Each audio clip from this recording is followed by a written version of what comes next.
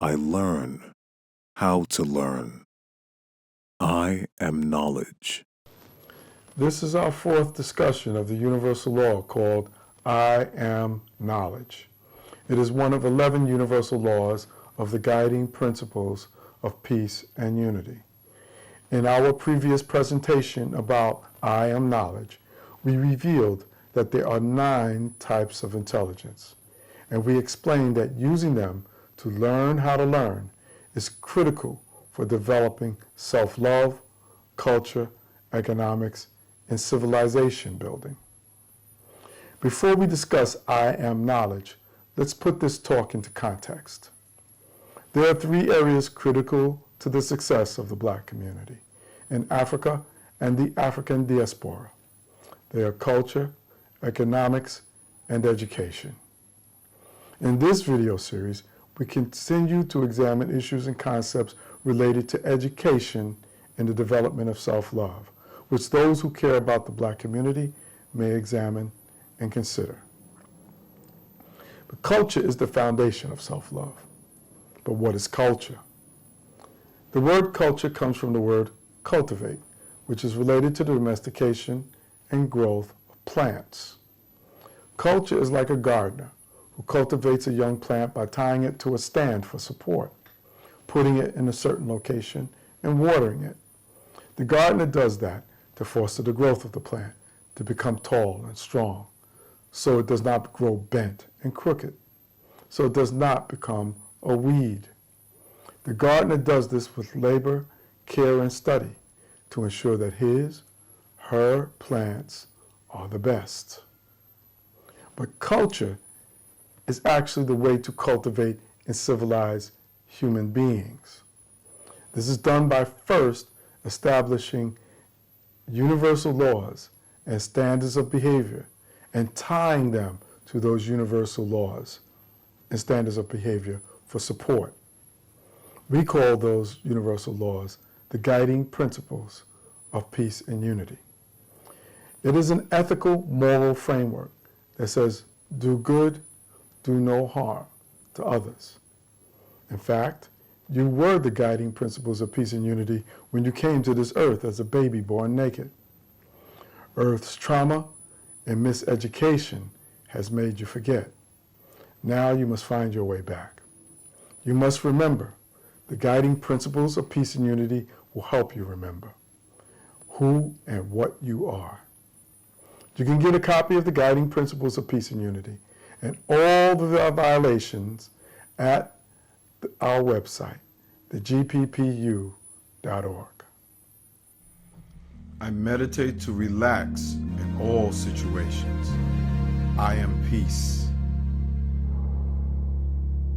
I bring and keep together the families and communities who live in peace and unity with others. I am unity. I learn how to learn. I am knowledge. I create for myself, my family, and my community. I am power.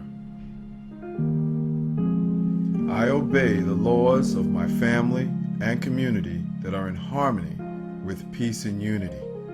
I am law. I do no harm to my family, other families, or my community. I am protection. I choose the feelings, thoughts, and actions that are in harmony with the principles of peace and unity. I am control. I have fun and work with my family and my community. I am cooperation and harmony. I am careful about what I believe. I accept ideas and beliefs that are in harmony with these guiding principles. I am correct ideas and beliefs. With all my heart, I take care of my family, other families, and communities that are living according to the principles of peace and unity. I am devotion. I keep a clean body. I have clean habits. I eat healthy food. I exercise. I care for my environment and planet. I abuse no substance or drug. I am strength.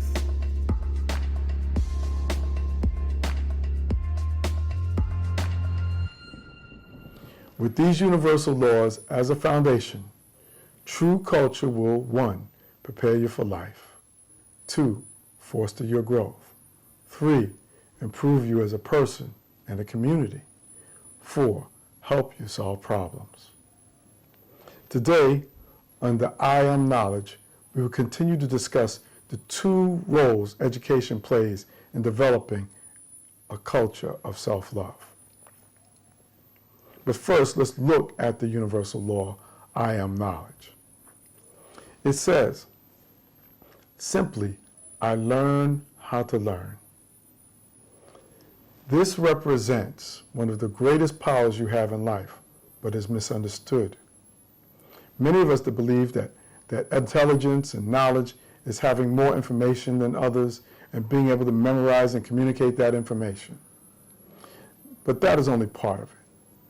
Another part is the ability to be quiet, listen, and receive instruction, knowing how to gather information when and where it's needed, receiving deep understanding from your practice and work in your field of endeavor. All of the guiding principles of peace and unity have their violations too. The violations of I am knowledge are educational disenfranchisement, educational repression, educational restriction, educational elitism, educational neglect, miseducation. The first role of education in developing a culture of self-love is teaching people, especially children, their history. There seems to be a great deal of debate about black children learning their current and ancient history. There's no real debate. It's ridiculous. You must learn your history, and you must teach it to your children.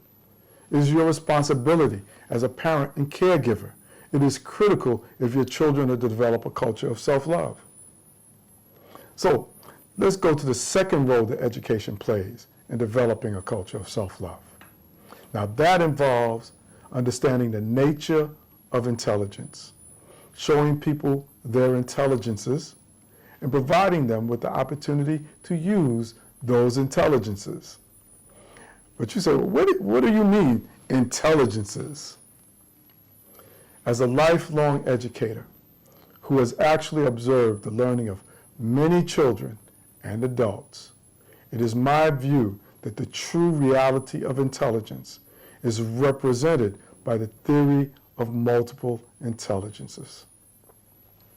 Now, the theory of multiple intelligences was first proposed in 1983 by Dr. Howard Gardner, a cognitive psychologist. The theory of multiple intelligence says that there are 9 types of intelligence. 1, verbal linguistic intelligence. 2, mathematical logical intelligence. 3, spatial visual intelligence. 4, musical rhythmic intelligence. 5, bodily kinesthetic intelligence. 6, interpersonal intelligence. 7, intrapersonal intelligence. 8, naturalistic intelligence. And 9, existential intelligences. Now, those who disagree with Gardner's theory complain that what he identified were talents, not intelligence. That shows that their views, they don't understand the complex cognitive and intellectual processes needed to create and cook a great recipe, or negotiate a win-win situation between 2 opposing parties, or choreograph an award-winning dance routine. They want to diminish those achievements by using the word talent. But talent and intelligence are the same. Now, these same detractors, Gardner's detractors, complain that there's no way to test his theory, like an IQ test, the famous IQ test. Those critics are also limited in their understanding of how intelligence can be identified. Intelligence is identified using the actual life work a person does every day and how well they excel at doing that life's work, not just through a written test. Now, Gardner was not an educator, but many well-known educational theorists agree with Gardner. Piaget, Bloom, Vygotsky, Skinner insisted that intelligence was actually developed by doing and through experience, by trial and error, through loss and reward, by doing the thing that you're trying to learn, building on what is learned, and mastering it in real life. We've already talked about verbal linguistic intelligence and mathematical dominance, and mathematical logical intelligence. Those are the types of intelligence that are focused on in the traditional educational system. We've also talked about spatial visual intelligence. We're going to focus today on the fourth of Gardner's 9 intelligences, musical rhythmic intelligence. Actually, what we're talking about is musical rhythmic dominance, because everybody has musical rhythmic intelligence. It's just that some of us have dominance or greater access and ease of use in musical rhythmic intelligence than other people. That is called dominance. And dominance simply means that our neuronal connections of our brain have strong and complex connections that make music and rhythmic more accessible to us. Connections between the brain's auditory cortex and superior temporal gyrus, prefrontal cortex, motor cortex, premotor cortex, cerebellum, basal ganglia, corpus callosum, limbic system, amygdala, and hippocampus. Traditional educational systems are so focused on primarily on verbal linguistic intelligence and mathematical logical intelligence, not on developing a musical rhythmic intelligence. Children who are musical, rhythmic, and dominant may be placed in special education programs or may be neglected and drop out of traditional education altogether. Such children are not considered intelligent by the traditional education system and may lose educational opportunities as a result. Think about people like Billie Holiday, Charlie Parker, Prince, Jay-Z. Their musical rhythmic dominance was not nurtured in a school.